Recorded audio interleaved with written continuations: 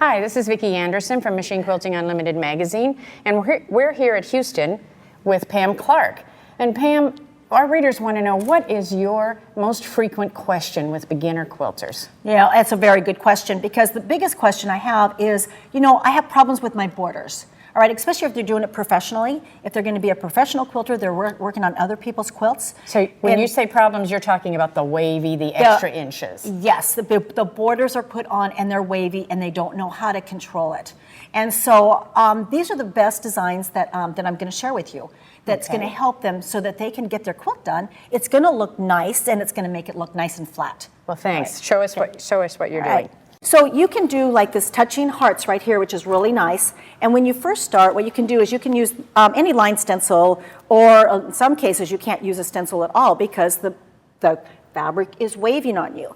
So if you can learn how to do this freehand, which I'll show you how to do it, but when I first start with my beginner classes, I like to show them how to use like the line stencil just to divide it up. So if the border is not real wavy, like let's say maybe it's only maybe an inch or 2 inches in, that's off a little bit, you could ease that in without much trouble. But let's say you have a king size quilt, and then you have all this extra fabric. You're not going to be able to mark anything. So a lot of times I have to take my hand and push it down on the side like this, and that's going to ease it in a little bit. But these lines will keep this even, so what I could do is I have to divide by 2. I didn't count this, but we'll see if it works out. And then what I do is I make like a question mark and an S. So this one is if the border's not real bad, like this. And I go every other line like this, and that's going to keep it nice and even.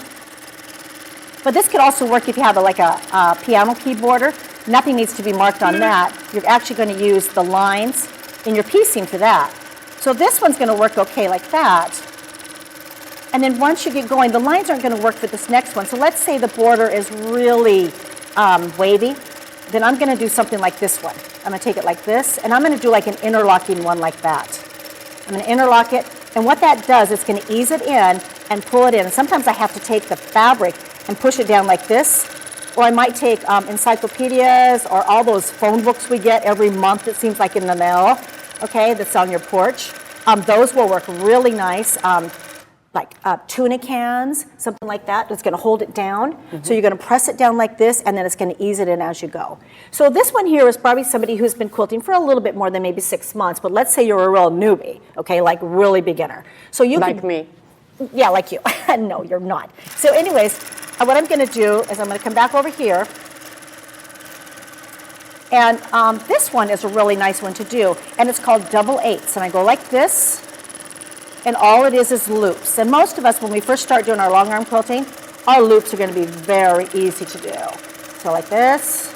All right, now this one, again, if the quilt is not real, like let's say if it's only off a couple inches, like in a queen size, not a problem. But let's say it's really large, then I'm going to come back this way. And that what this does is I can hold it down like this, and I can ease it in, and I can get rid of most of the tucks. So that's a really easy one to do. And it really will take up that, you could probably, ease in probably a good 3 inches. And, you're probably listening to me like 3 extra inches. Believe me, I've had 6 extra inches in a quilt, on a customer's quilt, where you don't want a lot of tucks, a lot of fullness in it. Some cases I might actually have to do a little pleat in the border. So a lot of times if the border is really full, what I might do, with my customer's permission, of course, I take it, and I'm going to take and I do a little pleat like this, all right, and I actually hand stitch it down right in there. And then, and I try to get it like a dart, like remember the darts that we have in our clothing construction? So I'll take that, it's going to be a little fuller right here, and then I take it and I stitch it. And I do like a little tiny stitch. Sometimes I let the customer do it, and then that will get my border to lay really flat as well, all right? And then the other one that works really well is your E's and L's. And this one, these are real beginner designs. And a lot of times, you're going to put an E, and then you're going to do an L, and you're going to go an E in this one, and I like the L on the line, on that chalk line. So, and I keep them fairly tight, because that's what's going to ease it in. See how it's kind of easing it in even on this piece of fabric right here? So I can actually do that and pull it in. And these are all very, very basic designs like that. You certainly wouldn't want to do any really custom quilting if the border is going to show little tucks or anything like that. So, Pam, can you tell us a bit about your marking system? Yeah, it's great, isn't it? Yes, it I know, is. I love it. That's why I want to know more. All right, so when I first started, I couldn't get things to be evenly spaced. And so these are my line stencils, plus I have a basic 8-line stencil. But this is what I use for my border, so everything can be evenly spaced. So what I do is this is the 1-inch line. Okay, so I can take that and I mark it, so everything's going to keep it nice and evenly spaced. But sometimes I want to do one that maybe has a mirror image. So I can take this one, and what I'm going to do is I'm just going to guess the middle. And so your E's and L's like this. And this would work also if your sashing doesn't lay flat, all right? Because it's not just your border. Sometimes your sashing could be really full, you know? So this one's gonna work this way. I can just do my E's and L's like this.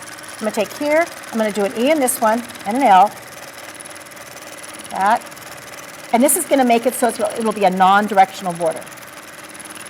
Here, around. And you know, I love showing beginners what they can do, because what you really want to do is you want to be really comfortable with your machine, and you want it to be easy. See how easy that is? Look how pretty that looks. Then all I did is I marked that 1-inch line. This is about a 3-inch border, and I divided it in half evenly. It has to be divided in half evenly, and that would be another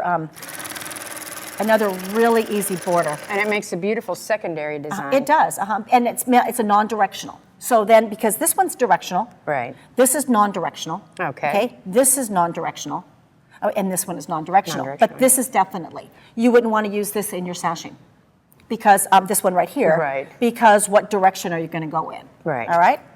So what do you think?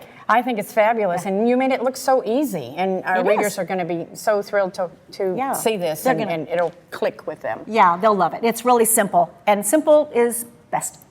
Thanks a lot, Pam, and You're welcome. we'll see you next year at All Houston. right. Thank you.